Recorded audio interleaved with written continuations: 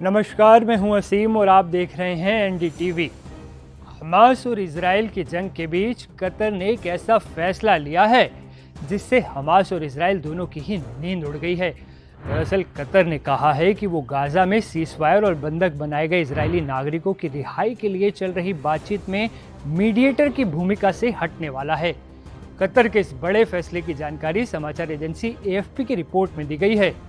अब सवाल ये कि कतर के इस फैसले को हमास और इजराइल दोनों के लिए ही झटके के रूप में क्यों देखा जा रहा है।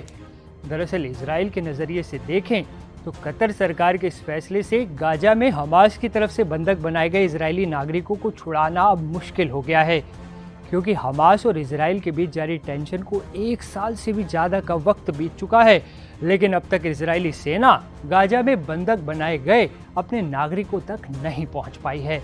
ऐसे में कतर से ये उम्मीद थी कि वो हमास के साथ बातचीत में इजराइल की मदद करेगा ताकि इजरायली नागरिकों की जान बच जाए, लेकिन कतर ने हमास और इजराइल के बीच जारी संघर्ष में मीडिएटर की भूमिका से हटने का ऐलान करके इजराइल की नींद उड़ा दी है। हमास के कब्जे में जो इजरायली नागरिक हैं उनका भविष्य अब संकट में देखा जा रहा है। वहीं दूसरी तरफ हमास के नजरिए से अगर देखें तो कतर का ये फैसला हमास और उसके समर्थकों के लिए भी बड़ा झटका है, क्योंकि मीडिएटर की भूमिका से हटते ही कतर ने साफ कह दिया है कि उसकी राजधानी दोहा में हमास का जो पॉलिटिकल ऑफिस है उसका अब कोई मतलब नहीं है। कतर ने हमास के नेताओं से उसका देश छोड़ने के लिए कह दिया है और इसके लिए उन्हें ज़्यादा वक्त भी नहीं दिया गया है।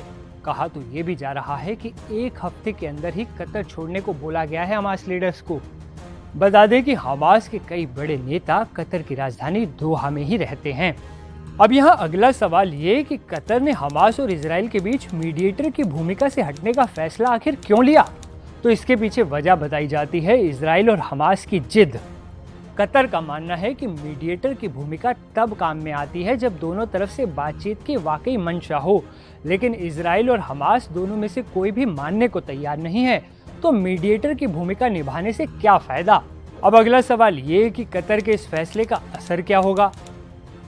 इस सवाल के जवाब से पहले हम आपको बता दें कि पिछले 1 साल से इजराइल हमास युद्ध में सीजफायर करवाने के लिए कतर एक प्रमुख खिलाड़ी रहा है, लेकिन अब उसके मीडिएटर की भूमिका से हटने के बाद ये कोई नहीं जानता कि इजराइल और हमास की लड़ाई कब खत्म होगी। बता दें कि कतर अमेरिका और मिस्र के साथ मिलकर 1 साल से लड़ाई रुकवाने की कोशिश में लगा है, लेकिन अब कतर ने अमेरिका को भी बता दिया है कि वो मीडिएटर की भूमिका से हट रहा है। उधर इजराइल एक बार फिर अपने इरादे साफ कर रहा है।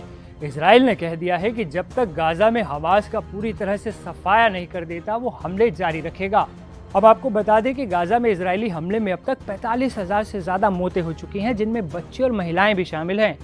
तो कैसा लगा हमारा वीडियो कमेंट करके जरूर बताएं। वीडियो पसंद आया हो तो इसे शेयर भी करें। हमास और इजराइल से जुड़ी हर बड़ी और अहम खबर के लिए देखते रहें एनडीटीवी। नमस्ते।